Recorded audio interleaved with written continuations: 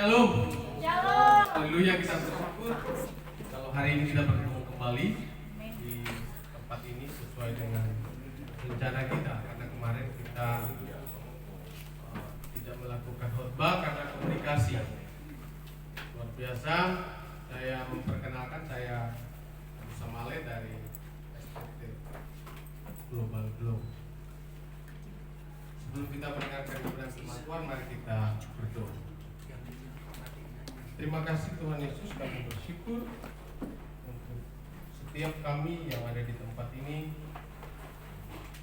para dosen, mahasiswa, dalam rangka perlombaan antara SCT. Kami bersyukur Tuhan, biarlah namamu saja yang ditinggikan, namamu yang dimuliakan lewat setiap perlombaan yang dilakukan di tempat ini.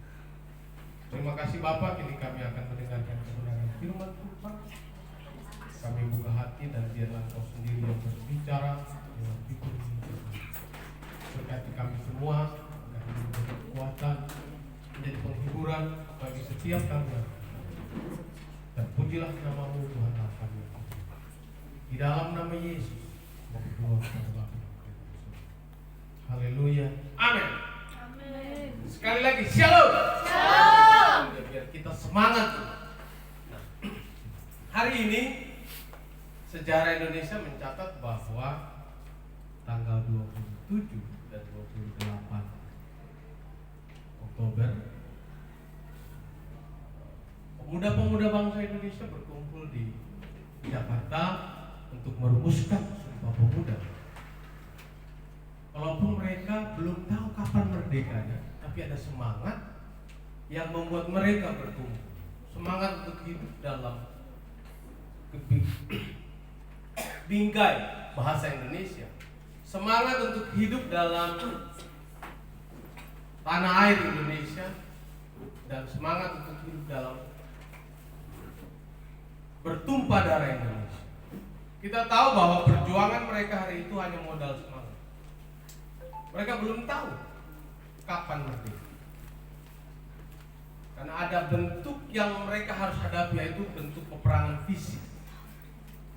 Kalau pemuda-pemuda waktu itu dengan semangat untuk merumuskan Sumpah Pemuda, ada bagian lain yang tetap berjuang, mempergunakan peralatan-peralatan yang sederhana. Salah satunya yang kita kenal adalah bambu.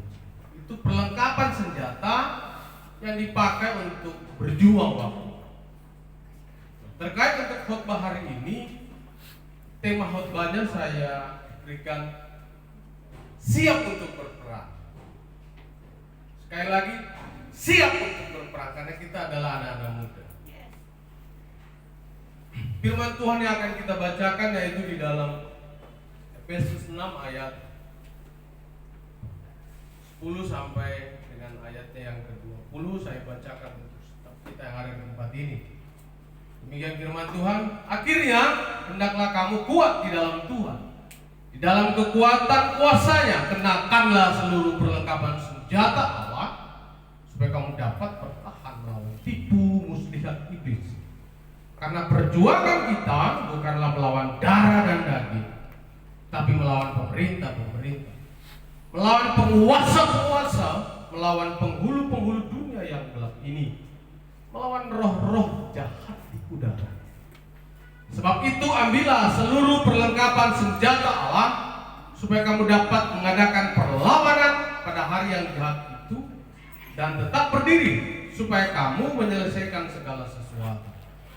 Jadi berdirilah tegak, berikat pinggangkan kebenaran, dan berbaju sirahkan keadilan. Kakimu berkasutkan kerelaan untuk memberitakan Injil damai sejahtera. Dalam segala keadaan pergunakanlah perisai iman, sebab dengan perisai itu kamu akan memadamkan semua panah dari api si jahat. Dan terimalah ketopong keselamatan dan pedang roh, yaitu firman Tuhan. Dalam segala doa dan permohonan berdoalah setiap waktu di dalam roh, dan berjaga-jagalah di dalam doamu itu dengan permohonan yang tak putus-putusnya untuk segala orang kudus.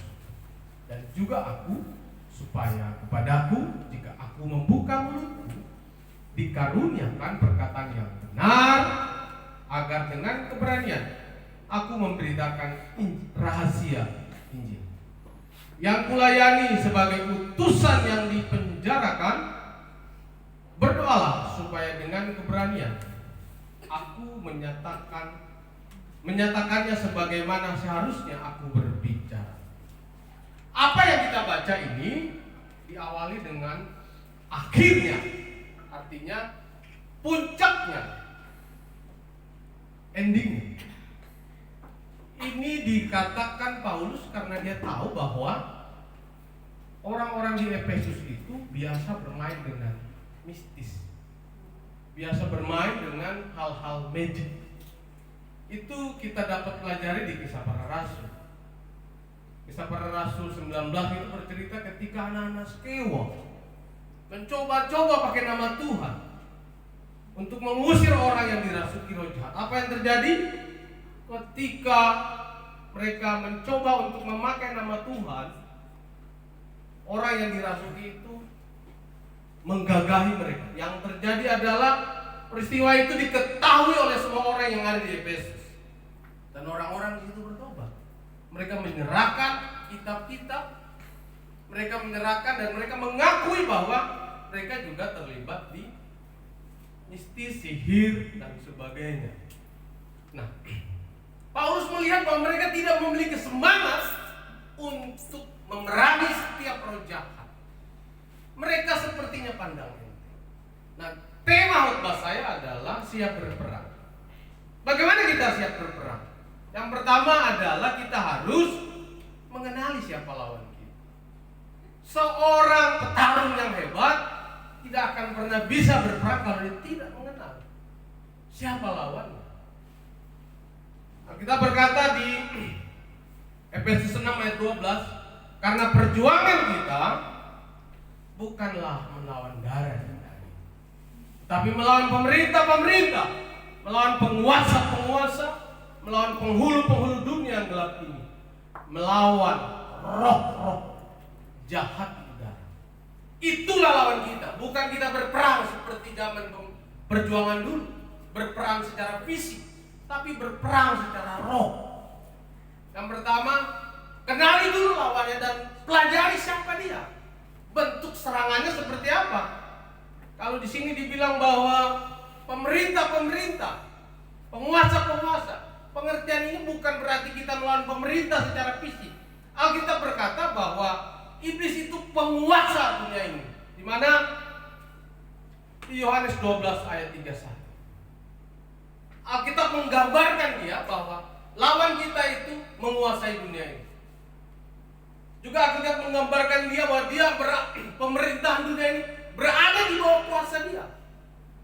Jadi kita harus tahu siapa lawan kita dan bentuk serangannya seperti apa.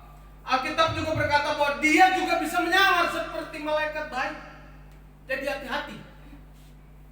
Ada nabi-nabi palsu, itulah cara kerjanya iblis. Dia juga menyamar seperti serigala yang berbulu domba. Dan Alkitab juga bilang bahwa dia berjalan seperti singa yang mengaum-ngaum. Itulah lawan kita yang sesungguhnya. Jadi kalau kita mau berperang, kita tidak tahu siapa lawan kita, bahaya kita. Kita di-kick balik. Jadi yang pertama kita tahu bahwa lawan kita punya kuasa. Yang kedua adalah sikap kita ketika kita tahu siapa lawan kita. Seorang yang siap berperang itu dia harus punya sikap yang kuat. Apa sikapnya? Di Efesus 6 ayat 10 bilang bahwa akhirnya hendaklah kamu kuat di dalam Tuhan, di dalam kekuatan kuasanya. Sikap kita ketika kita tahu siapa lawan kita, kita jangan pandang enteng. Kita jangan karena tidak melihat kita tidak melihat ini, jadi kita nggak percaya. Ingat, kita tadi tahu bahwa dia punya kuasa. Kita harus kuat di hadapan Tuhan. Kita percaya bahwa Tuhan kita telah mati dan bangkit. Jadi di dalam tangannya lah kita harus kuat. Sikap kita jelas, kita tidak boleh kompromi. Jangan kompromi dengan kuasa kegelapan. Itulah sikap kita. Yang berikut adalah pergunakan seluruh perlengkapan senjata Allah. Kalau seseorang mau berperang tidak mempergunakan perlengkapan, ya sama saja bunuh diri. Ada perlengkapan, ada juga senjatanya. Saya bagi dua, ada perlengkapan dan senjatanya. Perlengkapan yang pertama, berikat pinggangkan kebenaran, berbaju sirakan keadilan, dan kakimu berkasutkan kerelaan untuk memberitakan Injil damai sejahtera. Dan dalam segala keadaan pergunakanlah perisai iman. Sebab perisai itu akan memadamkan semua panah api sejahat. Dan terimalah ketopong keselamatan dan pedang roh, yaitu firman Allah. Selain firman Allah, semuanya dipakai untuk menjaga diri. Perlengkapan. Jadi ada perlengkapan. Paulus secara khusus karena dia keturunan warga negara Roma, dia melihat bahwa waktu itu hanya orang Roma yang paling kuat di dunia. Dia memakai pakaian tentara daripada orang Roma untuk menggambarkan perlengkapan untuk kita berperang. Yang pertama berbicara tentang berdirilah tegak dan berikat pinggangkan kebenaran. Setiap orang yang percaya kepada Tuhan Yesus, dia telah dibenarkan. Jadi kebenaran ini harus kita pegang. Hidup kita harus sesuai dengan kebenaran Tuhan, jangan dengan kebenaran kita. Yang pertama kebenaran dulu, berikat pinggangkan kebenaran dulu.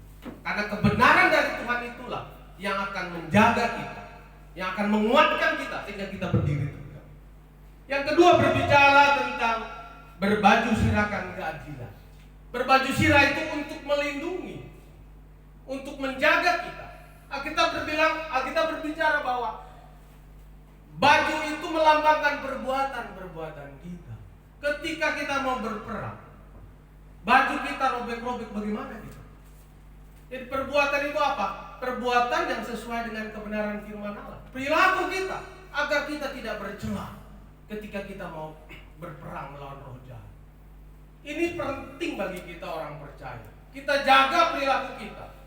Berbaju sirakan keadilan adalah hidup yang sesuai dengan kebenaran firman Tuhan. Tidak boleh kompromi. Yang berikut berbicara tentang kakimu berkasutkan kerelaan untuk memberitakan Injil damai sejahtera. Semua kita ketika kita percaya bahwa Yesus Tuhan, kita punya amanat agung. Kita punya tanggung jawab untuk menyampaikan kebenaran firman Tuhan. Itu harus datang dari kerelaan hati setiap kita yang percaya. Apalagi kita adalah panglima dan tentara-tentara Allah. Kita wajib memberitakan kebenaran firman Tuhan. Kepada siapa? Kepada orang-orang yang belum mengenal firman Tuhan. Itulah perlengkapan. 3 perlengkapan tadi, berikat pinggang, berbaju, dan kasut.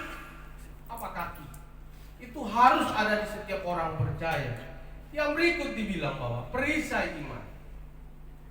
Berbicara tentang perisai iman adalah berbicara kepada iman percaya kita kepada Tuhan. Kalau seseorang tidak yakin dengan iman yang dia percaya, janganlah.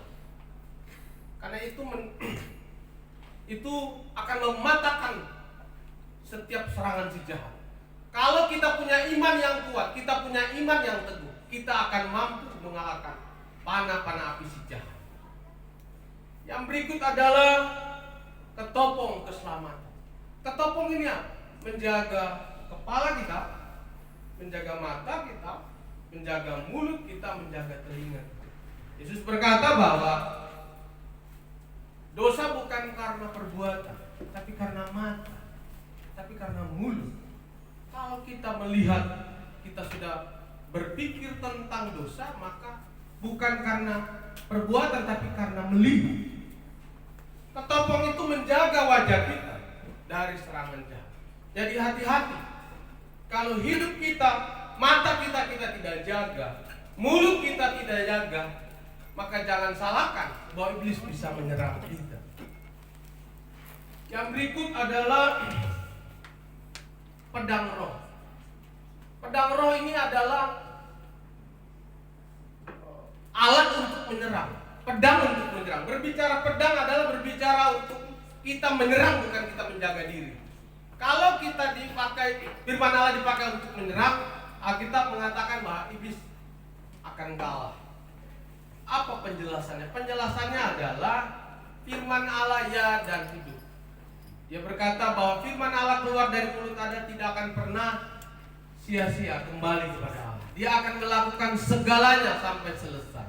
Jadi ketika kita memakai firman Allah untuk mematahkan setiap rencana si jahat iblis, maka kita akan menyerang setiap tipu muslihatnya.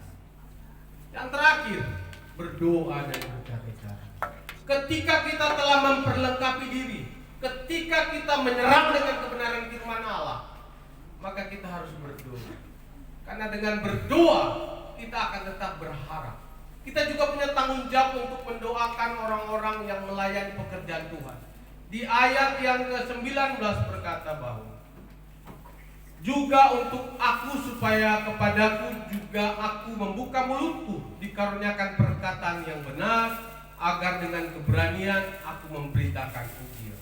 Jadi kita punya tanggung jawab untuk tetap mendoakan orang-orang yang melakukan pekerjaan Tuhan di mana saja. Jadi setiap anak-anak Tuhan, setiap orang yang dipanggil untuk melayani Tuhan harus memperlengkapi diri dengan perlengkapan senjata Allah. Ini wajib dilakukan. Selagi kita masih ada di dunia ini, kita punya tanggung jawab untuk memberitakan firman Allah. Ingat, kita juga diincar oleh iblis. Jadi kalau kita tidak memperlengkapi diri, maka iblis akan menyerang kita. Iblis akan membuat kita menjadi lemah untuk tidak memberitakan kebenaran firman Tuhan. Jadi sampai Tuhan Yesus datang, biarlah kita tetap semangat, kita tetap bergelora untuk memberitakan kebenaran firman Tuhan. Ingat, peperangan kita bukan melawan darah dan daging, tetapi melawan penghulu-penghulu di udara. Terima kasih Tuhan Yesus memberkati. Kita berdoa. Terima kasih Allah Bapa kami di dalam kerajaan surga. Biarlah kebenaran firman ini menguatkan kami bahwa tanggung jawab kami adalah terus memberitakan kebenaran firman Tuhan. Dan kami harus memperlengkapi diri kami untuk setiap saat berperang melawan penguasa-penguasa, melawan roh-roh jahat. Mampukan setiap kami anak-anak-Mu Bapa. Di dalam nama Yesus Tuhan, berdoa kepada Bapa dan Putra. Haleluya. Amin.